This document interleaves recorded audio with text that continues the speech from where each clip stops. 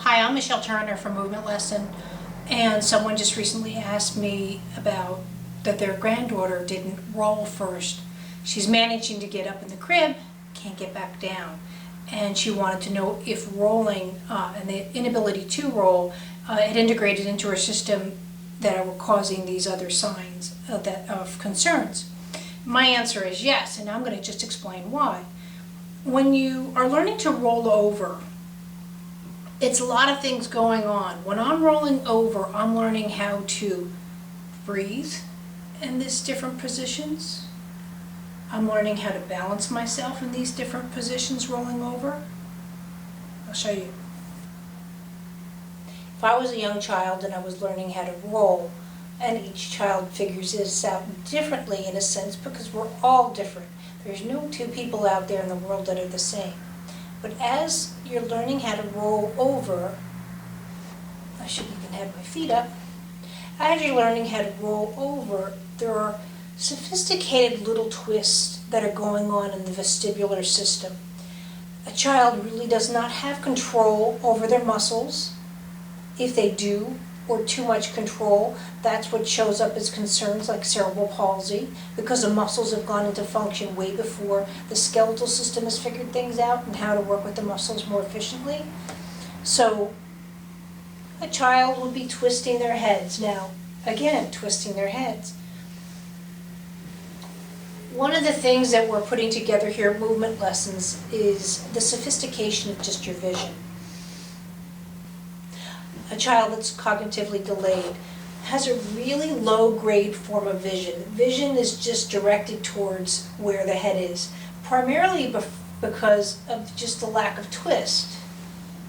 Again, if you're a visually impaired child, or these are, I think, pre-signs of going into autism, why would you go look to see what was happening? Why are you checking out your room? Why?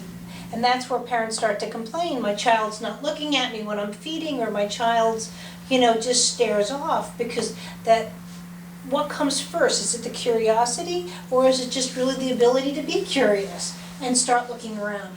Oh, look at the amount of way that my back is twisting, because visually I'm looking over here.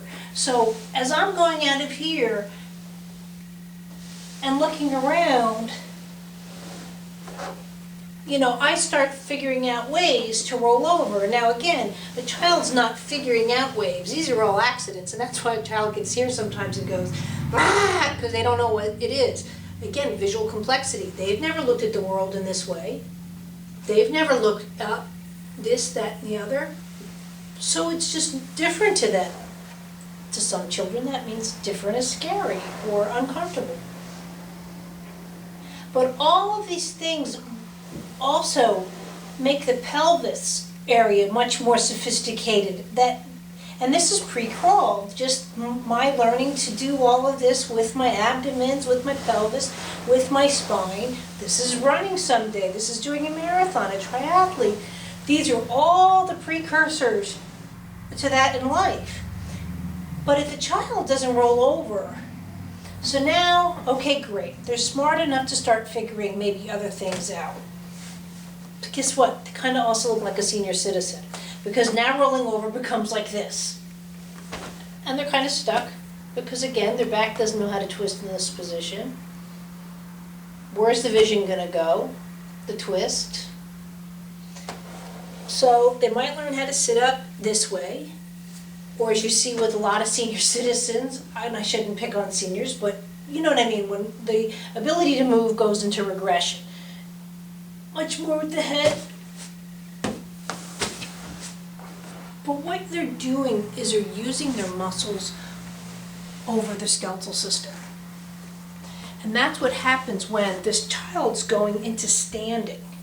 She's actually going in, she's strong enough to pull her way up to stand in the crib.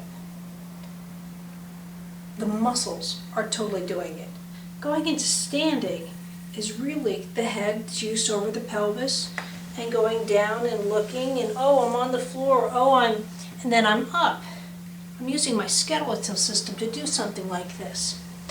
When I'm using just complete muscles, it might work, But that's to answer why she can't go down. So now if you're looking at a child standing here, and she's on her crib, and she might be rocking a little bit, but because she hasn't learned to move the pelvis in this way, where is the conversation she's going to have that she needs to figure out how to go back down like this? So that's where you're seeing the interference of the development when you're bypassing certain things. People and doctors all the way down say, oh, but they're figuring out, they're still progressing. Progressing's fine, but can we do it in a way that there aren't gaps of information completely throughout their history that they're about to go through in life? Can we go in there and just go, and that's what you see on all my videos, playing with the babies, allowing this kind of happy little accidents to happen where the child suddenly can do so many more things with their system. And it might look like play, but the play is in the system, so when we need it later on, and it can lie dormant for years, but it'll be available later. Not crawling properly shows up, reading, because reading is left to right. Look at you when I go left to right, how I'm shifting on my system, how I'm going, the movement that I have in my system. So my eyes can handle so much more versus, and when you see this is the brain having trouble crossing the midline, and just, or maybe they can only do this because you don't see it, but the head maybe is not crossing midline. Or you get this where if it's over here, this part of midline, in a sense, doesn't exist. So that's where you see the importance of rolling over. Will the child continue to develop? Absolutely. Is there a way to have this development happen a bit more successfully so it doesn't interfere with other areas in life? And let me tell you, it's a lot easier to redirect a baby and add these little things in versus a child now, okay, finally they learned to walk. Again, they haven't learned how to go down, they haven't learned to fall. Their posture is much more rigid, and you start going into these, they get uncomfortable. I don't want to do that, but again, because they don't know how they're going to react in this situation, where when the babies they've played, they fall down, they hurt, they got back up. They're much more easygoing children and develop into more of that personality. It all develops back from infancy to where they are even as adults. So thank you. I hope that answers your question. And I just find it's just easier to see me move versus just talking about it and doing an email. Thanks.